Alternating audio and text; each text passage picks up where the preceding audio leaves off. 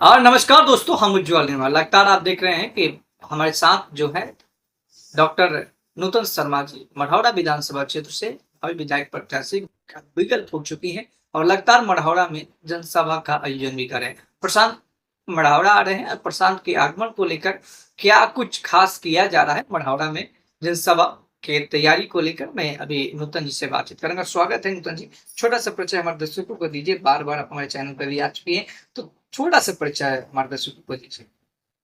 मैं डॉक्टर मोहन कुमारी मढ़ौरा विधानसभा से जयसराज की भावी प्रत्याशी हूँ।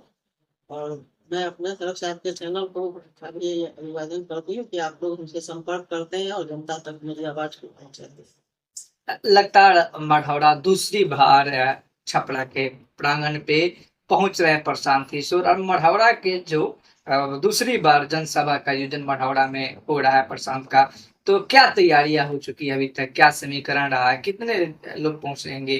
किस तरीके की तैयारी हो? मढ़ौरा चूंकि एक विशेष ध्यान आकर्षण करने वाला विधानसभा क्षेत्र है, क्योंकि बिहार के रोजगार में से बहुत से रोजगार वहाँ थे, बहुत से उद्योग वहाँ थे और वो सब बंद हो गया है। इसलिए आज भी मढ़ौरा अपने आप में एक अहम भूमिका निभाता है पूरे संगठन में। इसलिए प्रशांत जी भी वहाँ बार बार अपना वो है जनसभा कर रहे हैं। पहले भी उनका जनसभा हो चुका है मढ़ौरा चीनी मिल के ग्राउंड में, और अब दोबारा जब वह बिहार बदलाव यात्रा पर निकले हैं तो पुनः उनका आगमन जो है 5 जून को मगरा प्रखंड की तरफ से मढ़ौरा विधानसभा में हो रहा है, जो पूर्वा में हम लोग जनसभा का आयोजन करेंगे। और उम्मीद है कि 10,000 से ऊपर ही जनता वहां पहुंचेगी शांत को सुनने के लिए, क्योंकि लोग बिहार बदलाव के लिए व्याकुल हैं। क्या लगता है 10वीं विधानसभा में मढ़ौरा का विधानसभा क्षेत्र जो हॉट सीट कहा जाता है मढ़ौरा, और क्या हॉट सीट में प्रशांत की विचारधाराओं को सुनने के लिए जनता इतना तत्पर है? एकदम है, क्योंकि मैं रोज जनसभा वहां कर रही हूँ, पूरे विधानसभा में घूम रही हूँ और देख रही हूँ कि विधानसभा में क्या बदहाली है। जो अभी की सरकार है वो कहाँ तक जनता के पास पहुंच पा रही है। योजनाएं सिर्फ दे देने से नहीं होता है, जनता तक पहुंचना भी चाहिए। न लोगों के पास अभी तक वृद्धा पेंशन सही ढंग से पहुंच रहा है, न आपको प्रधानमंत्री आवास योजना सही ढंग से पहुंचा है, न लोगों को राशन कार्ड तक नहीं बना हुआ है। जो वाजिब लोग हैं उनके राशन कार्ड से उनका नाम निकाल दिया गया है। तो मोदी जी 5 किलो अनाज बांटने की बात कर रहे हैं और अधिकतर गरीब लोगों का राशन कार्ड बना ही नहीं है, या जिसका पहले से बना है उसमें से भी उनके सदस्यों को कम कर दिया गया है। तो इस तरह की बातें हमको सुनने में मिल रही है। और एक से एक ऐसे इलाका है जहां अभी भी बच्चों को कपड़ा तक मुयसर नहीं हो रहा है, चप्पल की तो बात छोड़ दीजिए। इस तरह के मैंने टोले हैं और ऐसे ऐसे जनता का सामना करना पड़ रहा है जिनको एकदम बदहाल स्थिति में लोग हैं अभी भी। इसलिए मैं जब वहां जाती हूँ और वो प्रशांत जी के बारे में बताती हूँ और कहती हूँ कि आप लोगों के लिए ये योजनाएं होंगी, आप लोगों के बच्चों को शिक्षा दी जाएगी, सबसे पहला जो जरूरी चीज है, तो लोग तैयार होते हैं। लोग कहते हैं कि हाँ हमको भीख नहीं चाहिए, अनाज नहीं चाहिए, जो बात आप बता रही हैं ये सही मायने में हमारे जीवन को बदलेगा। इसलिए आज मेरे कहने के कारण इतना लोग उत्सुक हैं प्रशांत किशोर को सुनने के लिए, उनका स्वागत करने के लिए। तो हमें तो लग रहा है कि बिहार जो है प्रशांत को चाह रहा है।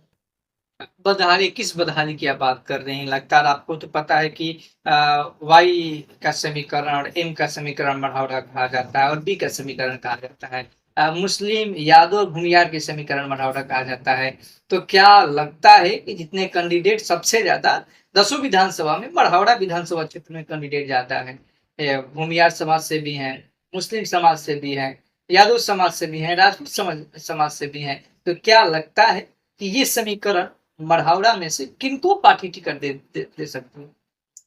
देखिए, जातीय समीकरण से मेरा कोई मतलब नहीं है, क्योंकि मैं जो जनता के पास पहुंच रही हूँ और जनता को जब पूछ रही हूँ उनके दुख तकलीफों को और मैं बता रही हूँ कि इससे निजात पाने का उपाय क्या है, तो सभी जनता एक तरफ से कह रही है कि हम लोगों को किसी जाति से मतलब नहीं। आप आइए और आप जो कह रही हैं ये बात हम लोगों को भी सही लग रहा है कि इसी तरह से हम लोगों का जीवन स्तर ऊपर उठ सकता है। ये 5 बातें अगर होगी तो हमें किसी भी जात से मतलब नहीं है, वह चाहे मुस्लिम बस्ती हो, दलित बस्ती हो, गुंजाड़ समाज हो, राजपूत समाज हो, मैं यादव समाज हो। किसी ने भी मुझे जाति के ऊपर विशेष दबाव नहीं डाला है। किसी ने आज तक मेरी जाति नहीं पूछी है कि आप किस जाति से आते हो, और सभी लोग मुझे पसंद कर रहे हैं, मेरी बातों को समझ रहे हैं। इसलिए मुझे नहीं लगता है कि जात पात का समीकरण बहुत मायने रखेगा, क्योंकि किसी भी जाति का वहां कोई उत्थान नहीं हुआ है। चाहे वो दलित बस्ती के लोग हों या जमींदार परिवार के लोग हों, वैसे लोग भी बदहाली के शिकार बने हुए हैं जो जमींदार परिवार कहलाते हैं। मैं पूर्णाडी भूमि हूँ, ऐसे जमींदार लोग हैं जिनके घर में एक भी रोजी रोजगार नहीं, वैसे लोग हैं और परेशान हैं। तो मुझे नहीं लगता है कि जाति का समीकरण कोई बहुत बड़ा मायने है। खैर थोड़ा बहुत हो सकता है, बहुत बड़ा मायने नहीं। अच्छा, एक बड़ी सवाल आपसे करेंगे। प्रधानमंत्री नरेंद्र मोदी जी बिहार आए और बिहार में बोले कि महिलाओं को सिंदूर दिया जाए। क्या जो सिंदूर ऑपरेशन किया गया था भारत के प्रति, क्या प्रधानमंत्री को बिहार में सिंदूर की बांटने की जरूरत पड़ी? आखिर क्यों? सिंदूर बांटने का ये तो मजाक वाली बात हो गई। सिंदूर किसी का वो जो मान लीजिए कि सिंदूर ऑपरेशन हुआ वो सही है, ठीक है, क्योंकि महिलाओं को कह के और महिलाओं को छोड़ दिया गया और उनके पति को मारा गया। तो सिंदूर जो उसने किसी का सुखा गुजारा, उन लोगों को मारने के लिए यहाँ से जो हमला किया गया, तो उसको सिंदूर ऑपरेशन कह सकते हैं कि भाई जो सिंदूर लूटा उसका भी उन लोगों की हत्या की गई। लेकिन सिंदूर देंगे कहाँ से, ये तो सोचने वाली बात है। जिसका सिंदूर उजड़ गया, जिसका मांग उजड़ गया है, उसको कोई खरीद के सिंदूर दे देगा तो उससे उसका मांग भर जाएगा। और ये कोई भी दूसरा आदमी कैसे कर सकता है कि मैं किसी को सिंदूर बांटूंगा दूंगा। ये तो जिसकी शादी हुई, जो उसका पति है किसी महिला का, वो उसको सिंदूर देगा ना। ये तो मजाक वाली बात कर रहे हैं, ये तो महिलाओं को अपमानित करने वाली बात कर रहे हैं। प्रधानमंत्री नरेंद्र मोदी जी आए, बिहार में रोजगार की बात नहीं कहे, युवाओं को रोजगार की दिलाने की बात नहीं कहे, महिलाओं को सम्मान दिलाने की बात नहीं कहे, महिलाओं को रोजगार की बात नहीं, विकास की बात नहीं कर रहे हैं, सिंदूर की बात कर रहे हैं। तो आखिर क्यों नहीं प्रधानमंत्री गुजरात में रोजगार दे रहे हैं, बिहार में रोजगार क्यों नहीं दे रहे हैं? सिंदूर क्यों बांटने की बात? ये वही है कि बिहार की जनता को मूर्ख बनाया जा रहा है और यहाँ की जनता को नीतीश कुमार के द्वारा अशिक्षित बना के रखने की योजना जो बनी हुई है, उसका लाभ मोदी जी उठा रहे हैं कि यहाँ की जनता अशिक्षित है, समझदारी की कमी है। लोग इसी पर लुभा जाएंगे कि ये इमोशनल ब्लैकमेल करना जो होता है, कि जो अशिक्षित जनता है वो समझ भी नहीं पाएगी कि सिंदूर बांटने का क्या मतलब है ना। तो अशिक्षित बना के नीतीश कुमार ने रखा है, उसको मोदी जी भगा रहे हैं और यहाँ से श्रमिक ट्रेन की घोषणा करते हैं। लोग उसी में खुश हैं कि मेरा बच्चा मजदूर बन के जाएगा दूसरे जगह कमाने।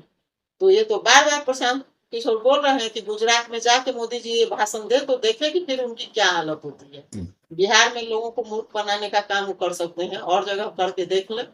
तो हम लोग आज इसी अभियान में चले हैं कि बिहार के लोगों को भी अब कोई मूर्ख नहीं बना सकता है। जो हमारी अशिक्षित जनता है उसके तक भी पहुंचकर मैं उन्हें बता रही हूँ कि आपके लिए क्या जरूरी है। और शायद मुझे उम्मीद है कि जनता अब इन लोगों के भुलावे में नहीं आई। क्या लगता है जब मरहड़ा की लगातार जनसभा कर रहे हैं, प्रशांत भी मरहड़ा दूसरी बार जनसभा कर रहे हैं, तो क्या मरहड़ा के समीकरण बदलेगा? जरूर बदलेगा मढ़ौरा का समीकरण।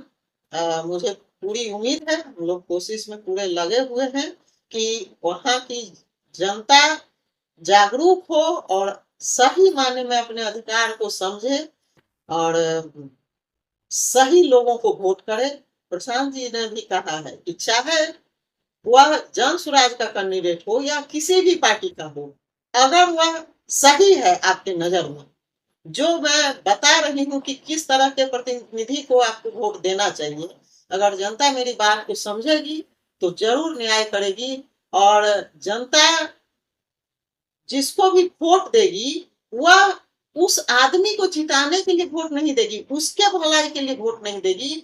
जनता अगर सही न्याय करेगी तो जनता अपने लिए करेगी, जनता की भलाई होगी। अगर सही ढंग से वोट होगा तो जनता की भलाई होगी और जनता का राज होगा। बिहार में आपने तो कहा कि नीतीश का सरकार है, डबल इंजन का सरकार, लेकिन रेप, मर्डर और पीएमसीएच की बदहाली जो है चरम सीमा पे सोशल मीडिया पे देखने को मिल रहा है। आए दिन छपरा में भी हत्या हुआ, मधुबनी में भी हत्या हुआ, मुजफ्फरपुर में रेप कांड हुआ, छपरा में भी रेप कांड हुआ, बलिया में हुआ, बक्सर में, तमाम चीजें जो है, परनाथ नगर में भी हत्या हुआ। तो क्या लगता है जिस तरीके से चरम सीमा पे हत्या का आरोप आ रहा है, तो क्या डबल इंजन की सरकार आए में है इतना हत्या, क्या तेजस्वी की सरकार आएगी तो इससे भी ज्यादा हो सकता है? यह तो स्वाभाविक बात है, यहाँ की जनता को समझना चाहिए। पीएमसीएच तक का भी पोल खुल गया है, हर सरकारी हॉस्पिटल का पोल खुल चुका है और सभी जनता जानती है कि ये सरकार न उनको शिक्षा की व्यवस्था दे रही है, न स्वास्थ्य की व्यवस्था दे रही है, न क्राइम को रोक पा रही है। जो शुरू में थोड़ा बहुत नीतीश कुमार ने क्राइम को रोका था, वह भी अब फिर से उग्र रूप ले चुका है और दिनों दिन इसमें बढ़ोतरी हो रही है। और आज के दिन में जो तेजस्वी यादव को युवा का चहेता मुख्यमंत्री कहा जा रहा है, ग्राफ को बढ़ाया जा रहा है, तो सिर्फ इतना सा नाम ग्राफ को देख के ही जब इतना क्राइम बढ़ चुका है तो स्वाभाविक है जनता को सोचना चाहिए कि वैसे लोग जब मुख्यमंत्री बनेंगे तब क्या स्थिति होगी बिहार की, और पहले उनके राज्य में क्या स्थिति रही है बिहार की, यह भी यहाँ की जनता जानती है।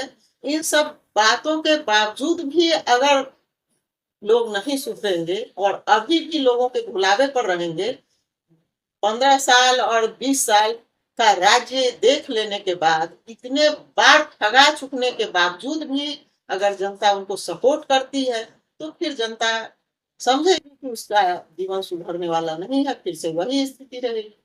क्या लगता है प्रशांत आएंगे तो ये अत्याचारी लोग जो कि रेप कांड कर रहे हैं, हत्या कर रहे हैं, खुलेआम चुनौतियां दे रहे हैं, धमकी दे रहे हैं सोशल मीडिया पे, तो क्या प्रशांत आएंगे तो उनकी सरकार में बंद हो जाएगी सब चीज?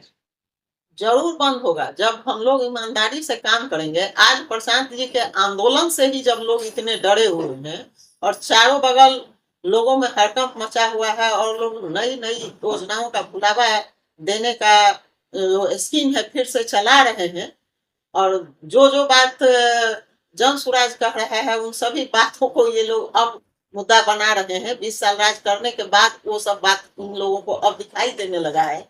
तो स्वाभाविक है कि बिना जीते हुए तो अभी हम जन सुराज जो है हम लोग समझिए कि एक मजबूत विपक्ष का काम कर रहे हैं, क्योंकि सरकार हिली हुई है, डरी हुई है। यहाँ की ही नहीं, सेंट्रल गवर्नमेंट की, भारत सरकार भी डरी हुई है यहाँ के बिहार के आंदोलन से। तो ये समझिए कि ये जन आंदोलन है, कोई क्रांतिकारी वाला आंदोलन नहीं है, लेकिन ये जन आंदोलन है। लोगों के अंदर जो परेशानियां व्याप्त हैं उसके कारण जो एक बदलाव की चाहत लोगों में उभरी है और उसको प्रशांत किशोर ने जिस ढंग से बताया है, उसके कारण जो जनता में बदलाव की अकुलाहट को देखकर ये पूरे लोग डरे हुए हैं। और प्रशांत किशोर जब आएंगे तो सही मायने में सुराज होगा और स्वाभाविक है कि ये लोग जितना भी क्राइम हो रहा है वो तो जरूर ही खत्म होगा। हर तरह से व्यवस्था बनेगी। जो क्राइम करने वाले लोग हैं उनको, उनके भी परिवार को शिक्षा देना है ना। जब शिक्षा सही होगा तो क्राइम होगा ही नहीं, अपने आप नहीं होगा। तो इस तरह से हम लोग समाज को शिक्षित करके उनके नैतिकता को ऊपर बढ़ा के अच्छे तरीके से अहिंसा के रास्ते पर, कुछ हद तक अहिंसा के रास्ते पर, चूंकि गांधी जी का हम लोगों ने मार्ग अपनाया है, तो इस तरह से बिहार में जो है लोगों के नैतिक स्तर को ऊपर उठाकर क्राइम को रोकना होगा। दबाव देने से क्राइम नहीं रुकता है। जब तक लोगों की मानसिकता नहीं बदलेगी। तो हम लोग चूंकि उस तरह से काम करने का हम लोगों का प्लान है कि लोगों का जीवन स्तर ऊपर उठे, लोगों में शिक्षा व्याप्त हो, लोगों के स्वास्थ्य में अच्छाई आए, तो मानसिक विकृतियां भी कम होंगी। मानसिक विकृतियों के कारण आपको फ्रस्ट्रेशन के कारण ये अपराध इतना बढ़ रहा है। तो इन सब चीजों की व्यवस्था जब हम देंगे तो स्वाभाविक रूप से अपराध अपने आप कम हो जाएगा। तो स्वाभाविक है कि जन स्वराज की जब सरकार हो तो बिहार में क्राइम बंद होगा और हर तरह से जनता सुखी होगी। स्थानीय विधायक बोले थे एक प्रेस वार्ता में, उन्होंने कहा कि कुछ लोग आए हैं बंडमड़ों की तरह, जब लगाएंगे और हमारा कुछ नहीं बिगाड़ पाएंगे। तो क्या कह रहे हैं इनके विचारों पे? इस बार जो स्थानीय विधायक ने जो बयान किया सोशल मीडिया पे, उन्होंने जो बात रखा है प्रेस वार्ता में कि कुछ डमरू लोग आए हैं, डगडमगाएंगे लेकिन कुछ उखाड़ नहीं पाएंगे। तो क्या ये बात सही रहेगा? देखिए, अपने पैसा और पहले का जो इन लोगों का तरीका रहा है चुनाव जीतने का, उसके आधार पर वो लोग इस बात को बोल रहे हैं। जनता में इनकी कहीं भी पहुंच नहीं है, जनता में कहीं भी इनके लिए कोई प्यार नहीं है। मैं एक से एक गरीब जनता से और अमीर जनता से सबसे मिल चुकी हूँ, जिनका आर्थिक स्थिति ठीक भी है, बिहार के बाहर जाके कमा रहे हैं, किसी तरह से अपने परिवार को समृद्ध बनाए हुए हैं, उनसे भी मैं मिल चुकी हूँ। और जो एकदम खराब स्थिति में है उससे भी मिल चुकी हूँ।